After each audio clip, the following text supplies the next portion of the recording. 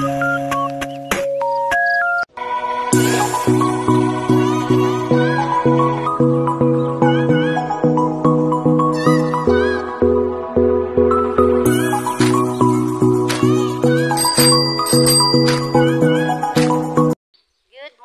Namagana naman yung mata ko dahil kakakuskos. Back to fishing, of course, ang inyong kananay. Pero, dito lang muna tayo sa malapit, no?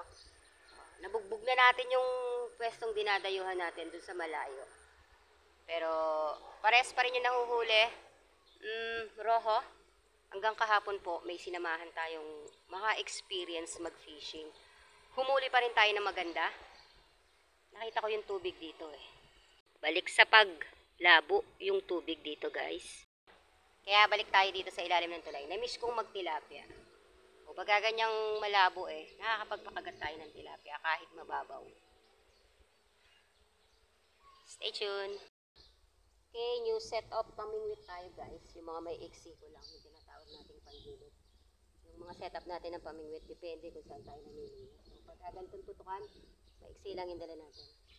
Yung mga nakakarang araw, panay hagis tayo, kaya puro dimake na yung dala natin. Pero ngayon, tutok-tutok lang. Kung pabilisan lang ng panghuhuli, mas mabilis talaga itong ganito pamingwit. Angat ka lang ng angat.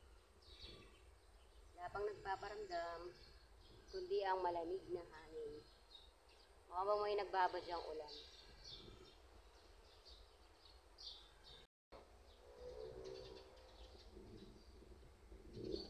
Oops, baliit pa yung nagpaparamdam, guys.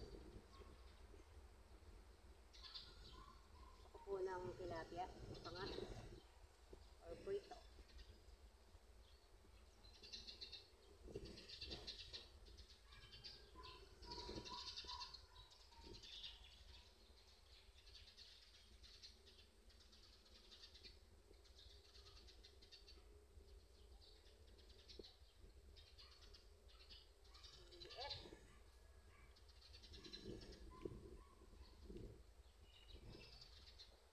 Kaya pa sila, guys.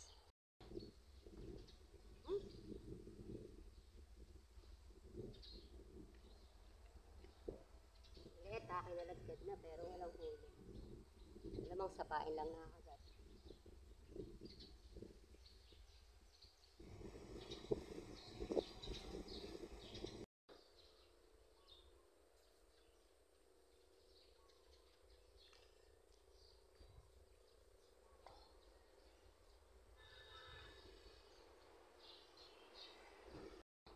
Ay! Wow, sayang.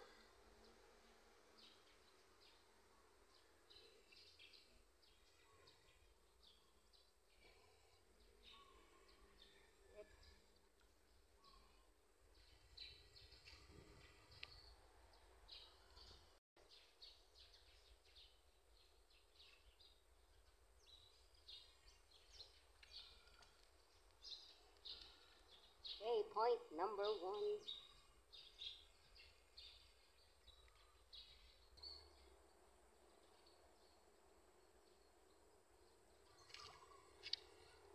Yak! Makatangay ka, wagas ah. Sumbong ka muna sa mga lola at lola mo, ha?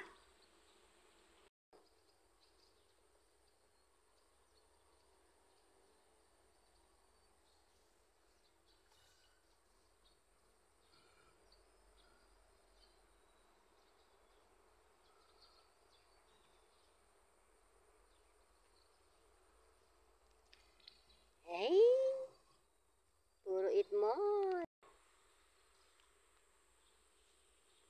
Ay, kaya naman pala wala tayong makuhang malapad na tilapia. Okay, sa gawido, no? May isa tayong kasamang namimingwit. At ang sabi niya, na doon sa pinanggalingan nila, eh nakalutang ang isda. So, alam na this, kumakain sa ibabaw ang isda. Dito na tayo, mga kanay. Ayan, pag nandito tayo sa malapit, gumagamit tayo ng magic beans o pids. Itcha natin sa patay na agos. Pagka natunaw yan, aagusin, sinusubaan tayo ng mga tilapia, ng mga isda. Mas malalim ngayon, no? Kesa nung isang araw. Pero mukhang maliliit pa rin ang naunang sumuba.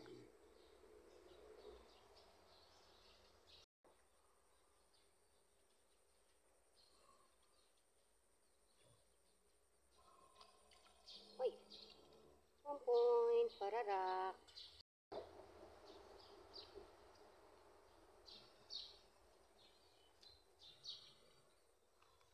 Yoy, pararak number 2. Masarap daw to eh, pinipirito ng malutong.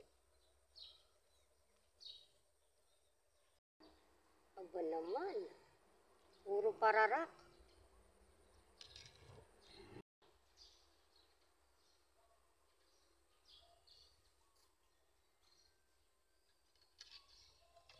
Eh, ate.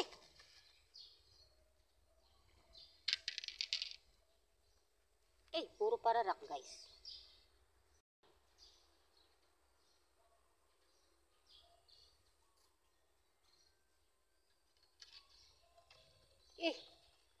Ate.